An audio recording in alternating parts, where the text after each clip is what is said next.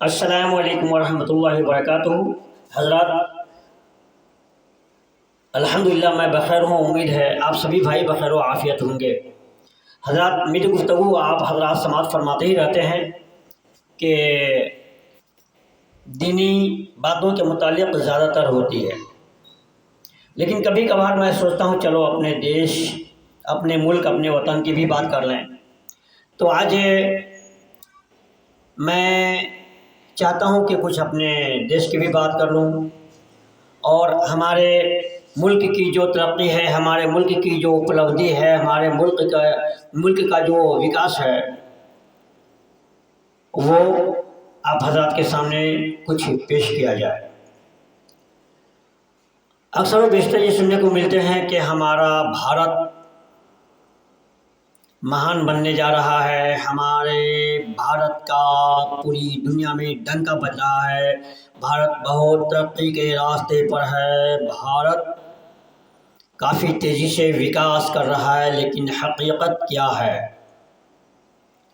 وہی وکاس میں آپ حضرات کے سامنے ان میں سے سب تو نہیں پیش کر سکتا، لیکن چند آپ حضرات کے سامنے پیش کروں گا۔ سنیے، بھارت نے بہت ترقی کی ہے اور کافی ترقی کے راستے پر ہے۔ جو سب سے پہلی ترقی ہے بھارت کی، وہ یہ ہے کہ 2014 میں ایک امریکی ڈالر کی قیمت 60.58 یعنی 60 اور 58 روپے کے بیچ تھی۔ ایک امریکی ڈالر کی قیمت 60 سے لے کے 58 روپے کے بیچ تھی۔ آج 13 مئی 2026 کو ایک امریکی ڈالر کی قیمت 95.63 روپے ہے۔ اب بتائیے کتنی بڑی ترقی ہے؟ پہلے 58 کے قریب ہے نا، 60 سے 58 کے قریب، 60 اور 58 روپے کے بیچ، اور آج جو ہے 55 آج 95.63 روپے کے قریب۔ بتائیے کتنی بڑی ترقی ہے نا؟ ترقی کتنا اچھا وکاس ہے۔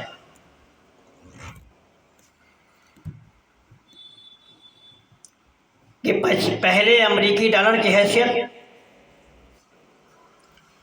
60 سے 58 روپے کے برابر تھی، آج 95-96 کے قریب ہے، 95-96 روپے کے قریب ہے۔ بتاؤ یہ ہمارے بھارت کی کتنی بڑی ترقی ہے، کتنا بڑا وکاس ہے۔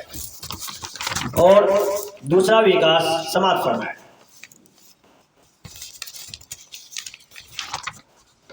ہمارے بھارت پر 2014 سے پہلے 55.87 لاکھ کروڑ یعنی 55.87 لاکھ کروڑ روپے کا قرض تھا۔ 2014 تک یا 14 کے چناؤ سے پہلے مان لیجیے اتنا قرض تھا، 55.87 لاکھ کروڑ کا۔ اور اب یہ اس وقت جو قرض ہے وہ 197 لاکھ کروڑ کا قرض ہے۔ بتائیے یہ ہمارے بھارت کا کتنا بڑا وکاس ہے اور ہمارے ہندوستان کی کتنی بڑی ترقی ہے۔ جو قرض 55.87 لاکھ کروڑ کا تھا، وہ 197 لاکھ کروڑ کا ہو چکا ہے۔ یہ ہمارے بھارت کی ترقی ہے، وکاس ہے۔ اور آگے چلیے، تیسری ترقی، بھارت کی تیسری ترقی، ہندوستان کا وکاس۔ 2014 میں قریب گیس سلنڈر کی قیمت 414 سے 450 روپے تک کی تھی، اور آج اسی گیس سلنڈر کی قیمت 2026 میں 910 سے لے کر 950 بلکہ کہیں کہیں تو 1000 تک بھی لے لیتے ہیں، اتنی ہو چکی ہے۔ بتائیے ہمارے دیش کی کتنی بڑی ترقی ہے، ملک کا کتنا بڑا وکاس ہے۔ اسی لیے تو ہمارے دیش کا ڈنکا پوری دنیا میں بج رہا ہے، وشو گرو بننے جا رہا ہے۔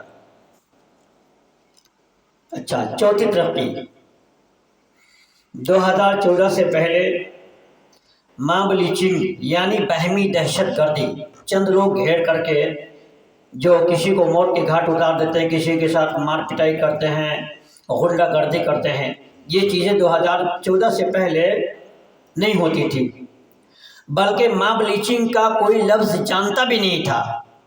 لیکن آج کتنی بڑی ترقی ہوئی ہے ہمارے دیش کی، اور کتنا بڑا وکاس ہوا ہے کہ آج بچہ بچہ اکثر لوگ ماب لیچنگ، جسے باہمی دہشت گردی کہتے ہیں،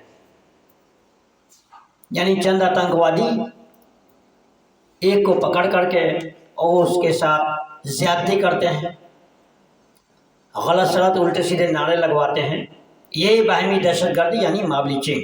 اس لفظ کو 2014 سے پہلے کوئی جانتا نہیں تھا، لیکن آج یہ ہر مہینے بلکہ ہر ہفتے، کبھی کبھی روزانہ یہ لفظ سننے کو ملتا ہے۔ ایسے واقعات ہوتے رہتے ہیں۔ یہ ہمارے دیش کا وکاس ہے اور ہمارے ہندوستان کی بہت بڑی ترقی ہے، اس سے پوری دنیا میں نام ہو رہا ہے۔ کتنی بڑی ترقی ہے، ذرا غور کیجیے۔ اور اسی پہ بس نہیں ہے، 2014 سے پہلے ایسے واقعات نہیں سننے کو ملتے تھے، یا بہت کم، ایک کا شاید کہیں کہ کسی مسجد میں گھس کر کے کوئی گانا گانے لگا، کوئی باجا بجانے لگا، کوئی بانسری بجانے لگا۔ اور ابھی تازہ واقعات ہے پچھمی بنگال کے اندر، یہ چناؤ کی خوشی میں مسجد کے اندر جا کر بانسری بجانے لگا نمازیوں کے بیچ میں۔ ایسا نہیں ہوتا تھا 2014 سے پہلے، شاید بشاید کبھی کبھار چھوٹا موٹا دنگا ہوتا تھا، لیکن اس قسم کے واقعات سننے کو نہیں ملتے تھے۔ لیکن آج تو عام ہو گیا ہے کہ جہاں مسجد ملا وہیں پہ ڈانس ہونا شروع ہو جاتا ہے آتنکوادیوں کے ذریعے، جہاں مدرسہ ملا وہیں پہ آتنکوادی سب آ کر کے ڈانس کرنے لگتے ہیں۔ کبھی کبھی مسجد کے اندر گھس کر کے آتنکوادی جو ہے نا جھنڈا لہرا دیتے ہیں، کبھی کبھی گانا گانے لگتے ہیں، کبھی نعرہ لگانے لگتے ہیں، کبھی راستے میں پکڑ کر کے کسی نعرہ لگوانے، غلط سلط نعرے لگوانے لگتے ہیں، کبھی کبھی مسجد کے مینار پر جا کر کے آتنکوادی جو ہے نا غلط قسم کے جھنڈے لگا دیتے ہیں، کبھی کسی کے گھر پہ جھنڈے لگا دیتے ہیں۔ یہ سب چیزیں 2014 سے پہلے دیکھنے کو نہیں ملتی تھی، لیکن 2014 کے بعد اتنا بڑا وکاس ہوا ہمارے دیش کا کہ یہ سب چیزیں دیکھنے کو مل رہی ہے۔ کتنی بڑی ترقی ہے، اس سے ہمارے ہندوستان کا پوری دنیا میں نام روشن ہو رہا ہے۔ کتنی بڑی ترقی ہے۔ اب آئیے ایک اور آخری باتیں تو بہت سی ہے، لیکن آخری بات یہ کہنی ہے کہ 2014 سے پہلے ہمارے اور آپ کے گاؤں یا شہر کا اگر جائزہ لیجئے تو آپ کو ایک عجیب سی کشش محسوس ہوگی، اور پرانی یادیں اگر آپ کے دل میں ہوگی، پرانی یادیں، تو آپ سوچتے ہوں گے جو ہمارے بچپن کے ساتھی تھے، بچپن کے دوست تھے، ایک ساتھ مل جل کر کے گھومتے پھرتے تھے، کھیلتے کودتے تھے، کھاتے پیتے تھے، سوتے تھے، جاگتے تھے، اٹھتے تھے، بیٹھتے تھے، آتے تھے، جاتے تھے، وہ ماحول اب نہیں رہ گیا ہے، کیونکہ اتنی نفرتیں پھیلا دی گئی ہے، اتنا زہر گھول دیا گیا ہے سماج کے اندر کہ گاؤں کا ماحول بھی چینج ہو گیا ہے اور شہر کا ماحول بھی چینج ہو گیا ہے۔ نفرت نے لے لیا ہے محبت کی جگہ، اور عداوت نے لے لیا ہے الفت کی جگہ، یعنی شہر تو شہر، گاؤں کا بھی ماحول بدلنے لگا ہے، اور چھوٹے سے لے کے بڑے کے بیچ میں جو پیار تھا پہلے چھوٹے اور بڑے ہر ایک کے بیچ میں، وہ سب اب بہت کم کہیں کہیں رہ گیا ہے۔ لیکن یہ کتنا بڑا وکاس ہوا ہے کہ وہ محبت ختم ہو گئی اور اس کی جگہ نفرت نے لے لیا۔ اس سے ہمارے ہندوستان کا پوری دنیا میں ڈنکا بج رہا ہے، وکاس ہو رہا ہے، یہ ہمارے دیش کی ترقی ہے، کتنا بڑا ہمارے ملک کا وکاس ہے۔ کہ پہلے جو محبت تھی وہ ختم ہو گئی، اب وہ نفرتیں آ گئی ہے۔ جو ایک ساتھ کا گھومنا پھرنا، کھانا پینا، اٹھنا بیٹھنا، سونا جاگنا تھا، وہ چیزیں ختم ہو گئی۔ اور سب سے بڑا اس میں جو کارنامہ ہے وہ ہے ہمارے ملک کے میڈیا کا۔ ان کا بہت بڑا کارنامہ ہے جو انہوں نے ناکامی کو کامیابی کر کے دکھایا ہے، اور محبت کے جو حسین مناظر تھے ان منظروں میں انہوں نے نفرت کے زہر گھول دیے ہیں، اور اب اس کا اثر یہ دیکھنے کو مل رہا ہے کہ ہمارا ملک بربادی کی طرف جا رہا ہے، ہمارا ملک خسارے کی طرف جا رہا ہے، نقصان کی طرف جا رہا ہے۔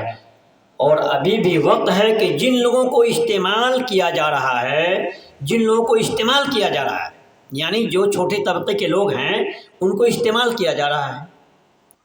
مسلمانوں کو تو اس لیے ڈرایا جا رہا ہے کہ تم اگر ہم کو ووٹ نہیں دو گے تو بی جے پی آ جائے گی، اور جو چھوٹے طبقے کے لوگ ہیں انہیں ڈرایا جا رہا ہے کہ تم اگر ہم کو ووٹ نہیں دو گے تو کیا ہے کہ پھر مسلمان تمہارے پر حاوی ہو جائیں گے۔ اس طریقے سے